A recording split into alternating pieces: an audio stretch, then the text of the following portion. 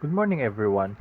I'm Nash Tinamisan, and today I'll be presenting an in-depth analysis report based on a very critical press release from the Bangko Sentral ng Pilipinas. Pag-usapan natin ang 2026 monetary policy stance ng BST, particularly ang naging response nila sa global economic shift na nararanasan natin ngayon. This is a very timely topic because it affects everyone's pocket from student allowance to big businesses loans. Context and background. First, let's look at the context. Bakit ba tayo nandito? 2026 has been a roller coaster for the Philippine economy. Bago tayo pumunta sa figures, we have to understand na ang BSP ay laging nagbabalanse sa pagitan ng inflation at economic growth. Right now, yung balance na yun is being tested by external pressures. Overview of press release. Let's look at the news. Noong April 23, 2026, nag-release ang BSP ng isang major announcement. Nag-decide ang Monetary Board na itaas ang ating target RRP rate ng 25 basis points.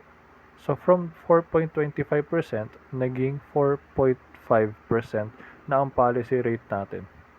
Para sa mga hindi familiar, ang RRP rate is the interest rate that the BSP uses to control the money supply.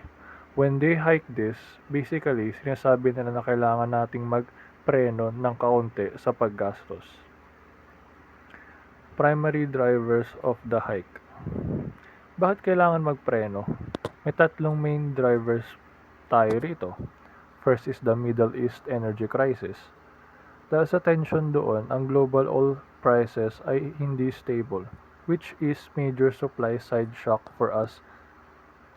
Second, yung core inflation natin o yung pagtaas ng presyo ng bilihin na hindi kasama ang food and energy. Ito ay lumalampas sa ating comfort zone. And third, the BSP needs an anchor inflation expectation. Gusto nilang masiguro na hindi iisipin ng mga tao at businesses na tuloy-tuloy ang pagtaas ng presyo dahil yun mismo ang pwede mag-cause ng lalong pagtaas nito. Headline Inflation Breach. Tingnan natin itong graph. Makikita niyo rito ang critical breach. Ang target band ng gobyerno is only between 2 to 4%. Pero as of April 2026, pumalo na tayo sa 7.2%. This is a massive gap. This headline inflation figure tell us na ang presyo ng basic goods and services natin ay tumataas ng higit sa doble ng bilis at dapat naging inaasahan. This is the main reason kung bakit kailangan nating hawkish o agresibo ang BSP. GDP growth slowdown. But here's the catch, and this is where it gets complicated. Habang sinusubukan nating labanan ang inflation, bumabagal naman ang ating growth. From a solid 5.4 last year, bumagsak ang GDP growth natin ng 2.8% nitong first quarter ng 2026. Ito yung tinatawag nating trade-off. Kapag itinataas mo ang interest rate para babaan ng inflation, nagiging mas mahal ang loans, kaya ang mga businesses ay nagdadalawang isip mag-expand, and in turn, bumabagal ang ekonomiya. Key Economic Indicators Summary. To summarize everything, ito ang ating snapshot. Ang policy rate natin ay nasa 4.5, ang inflation ay nasa critical level na 7.2, at ang ating GDP growth ay struggling na 2.8%. Even our exchange rate ay ramdam ang presyo, hitting 59 pesos per dollar. This table shows us na we're in high-cost environment right now. So, looking ahead, ano nga ba ang susunod na mangyayari?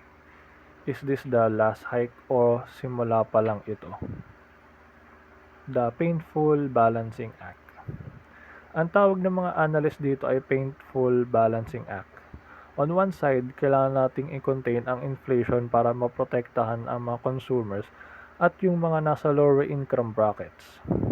Pero on the other side, kailangan nating mag-ingat ng BSP at hindi mabulunan ang ekonomiya. If the GDP continues to underperform o bumaba ng 2.8%, baka mapalitan silang mag-pause muna ng rate hikes by third quarter of this year. Executive Insight. Mismo ni BSP Deputy Governor Francisco Daquila Jr. or Abejona depending on our current press release ay nag-express ng concern. Sabi nila, worried sila na second round effect like demands for wage increases and transfer fare hikes. Mention din nila at they are ready to take more drastic actions kung hindi pa rin kumalma ang sitwasyon. This shows us na ang BSP is very committed to bringing inflation back to the target range kahit gaano pa ito kahirap. Headline metric focus. Ulitin ko lang. The 7.2 inflation is the figure we'll all need to watch. This is driven by global factors, but the impact is local. Kapag tumaas ang fuel, tataas ang logistic cost at lalong tataas ang presyo ng bigas at ulam natin. This policy rate hike to 4.5% is the BEP's way to saying we need to control the demand to stabilize the prices. Conclusion. To wrap things up, ang pagtaas ng rate sa 4.5 is a defensive move to ensure long-term stability. It's a necessary sacrifice para protektahan ang purchasing power nating lahat. While it might hurt borrowers in short term, mas masakit para sa lahat kung mawawala ng kontrol ang inflation. Stability is our priority. And that ends my report for today. Thank you for listening.